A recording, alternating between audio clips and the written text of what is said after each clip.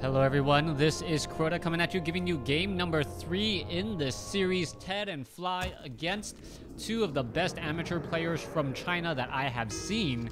And so far, these series have been extremely good. Already see a transfer of 100 gold from Fly already, as these are things that you only see if you're actually looking in ally view. Fly spawning as the teal orc over here at the 10 o'clock position. TeD spawning as the teal undead over here at the 2 o'clock position. They will be going up against the two Chinese amateur players whose names I cannot read since it is just empty blank space. But two of the best amateur players that I have seen in quite some time. Now we are going to be most likely looking at a Blade Master and Keeper of the Grove strategy. And you're going to also see that the Tree of Life in this game, or there is not going to be an, oh no, they are going to be Ancient of War, and it is going to be Huntresses. So pretty much a repeat of what we've seen in the previous matches so far. Keeper of the Grove and the Blade Master here already running out together to try and slow down the undead, and this could actually turn out to be very, very bad in just a second. You can see damage already coming through. Death Knight trying his best to keep this Crypt Fiend alive, and the armor on that Blade Master are going to make it very, very difficult. As you can see, there is another entangle on that Crypt Fiend. So far that Death Knight using 2 death coils pretty much, or only has 1 death coil left, going to be relatively low on mana and needs to keep this Crypt Fiend here just because he cannot take the additional damage from the creeps and also the Keeper of the Grove and Blade Master. So very, very deadly combination already, and that strategy opening up, turning out to be a very strong one as we now move into the first Nightfall. Death Knight casting a Dust of Appearance reveals the Blade Master. Blade Master, though, not really worried about anything. Has a good amount of hit points, can outrun that Death Knight. And nope, there's the Windwalk Strike there, wanting to use that Windwalk Strike to get in a little bit additional damage on that Death Knight for later. Meanwhile, Fly running around with this Blade Master here. And this just goes to show you that two of the best amateur 2v2 players can really take down or give a run of the money of the two of the best 1v1 players because of teamwork. Keeper of the Grove Blade Master has become a very, very strong opening in a Night Elf Orc just because of the duration of that initial entangling and root that takes down a unit and just nullifies them for so long, as the Blade Master is such a strong natural damage dealer that you can take down units with relative ease, or at least force the use of mana. Alright, Null Overseer, there's that one skeletal minion there. It's going to be taking a little bit of damage. Meanwhile, Blade Master, 2 of them windwalking right there, as you're going to see a Windwalk Strike onto a very low hit point Blade Master once more. However, not going to be able to catch up as the Blade Master uses another healing salve and will be able to heal pretty much in comfort. Alright, Grunts doing a good wall here. We may actually have no, we are never going to have a surround against Blade Master that has mana, but that Blade Master is relatively low on hit points and will be forced to use a healing salve. Alright, a lot of action going on across the board here. A lot of teching going on as well. TeD keeping those Crypt Fiends safe at home, wanting to make sure that they don't get picked off in transit anywhere, as we're looking at the Blade Master going after some more creep camps here. Alright, Claws of Attack +6. Very nice. Blade Master now seeing that level 2, as we see a Death Knight come in with a Death Coil Steal, I believe. Blade Master still right there, as Fly is still going at it. Blade Master having a little bit of trouble. I believe this Null Overseer very low on hit points. Dust of Appearance, the Death Knight could come in with the Death Coil Steal. And yes, oh, I believe, yes, he did end up getting it, but he did not get the item. Who did he get the item? No, he didn't get the item. Who got the item though? Let's take a look at that. Blade Master at level 1 fallen. So Fly was taken down. A Circlet of Nobility dropped. There was that other item there, as the Blade Master may be able to get to level 3 relatively quickly. Keeper of the Grove still sitting at level 1, does have a Clarity Potion going for him, and he's going to be able to catch any units that are caught in midfield. All you're really looking at are skeletal minions, though. He's really hoping to find some of those Grunts and take them down, as the Keeper of the Grove with Huntresses and Entangles can easily take down a group of Grunts. Since the Grunts are too slow, they're going to be forced to fight, and if they're forced to fight, that Glaive Bounce is more than enough to really just fight back there. Alright, Blade Master now with a Ring of Regeneration, going to be healing back up and going to get some easy damage onto that Ogre Warrior. Now, Blade Master now sitting at level 3. Not quite sure if he'll go for a Critical Strike or Windwalk. Most likely will be going in for Windwalk for that a little bit of extra speed to catch those units in transit again. Death Knight still sitting at level 1. Healing happening once more. Meanwhile, let's go ahead and take a look. Oh, Shadow Hunter getting caught in transit. And Fly should have known better. Is he going to try and... Oh, nope. He is not going to be able to escape at all. No, even knowing that he shouldn't try and attack the Shadow Hunter straight on inside that surround. It could end up pushing the unit out of that surround there. Shadow Hunter sitting at level 1. Taking a fair bit of damage here. Going to be a little bit worse for wear. It, yes, does use that healing wave. Going to heal back up once more. Maybe forced to use a clarity potion again. As you can see, that Shadow Hunter not very much damage. That Rock Golem not falling quickly. But with the potion of greater healing, clarity potion, and that Shadow Hunter is just looking to support that Blade Master tremendously. And I think we can all see where this game is already going.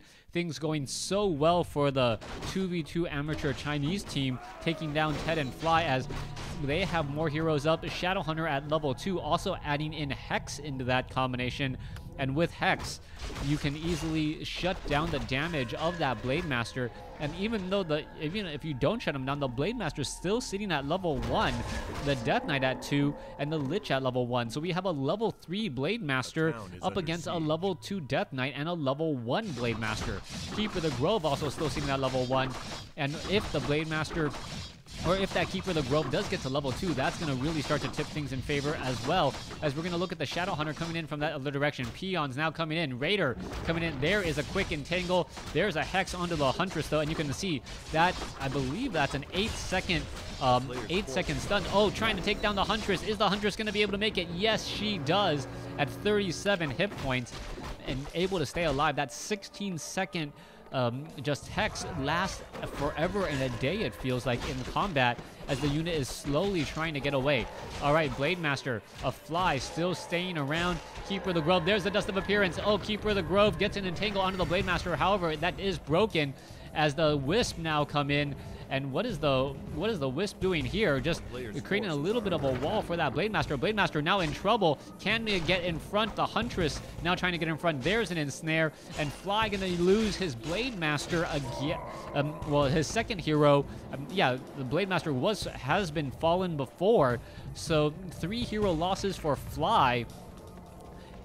2 on the Blade Master, 1 on that Shadow Hunter, as the skeletal minions just simply getting ignored here. And now we are seeing an army of Wisps heading off to the north now. Now, I'm not quite sure what the army of Wisps are for. They could be detonation on skeletal minions. They could be detonation on the heroes themselves to remove mana. We'll see how they're going to be used, but they are going to be used offensively since they are that far out. Keeper of the Grove just wandering around here. Surprising that it doesn't have in Thorn's aura, but if you take a look at the units, yeah, there are a lot of grunts here. Not quite sure why Thorn's aura isn't used. As we're now taking a look at TeD's units now getting ensnared by the Troll Trappers, and with that Rock Golem still in the back. All right, here's another engagement.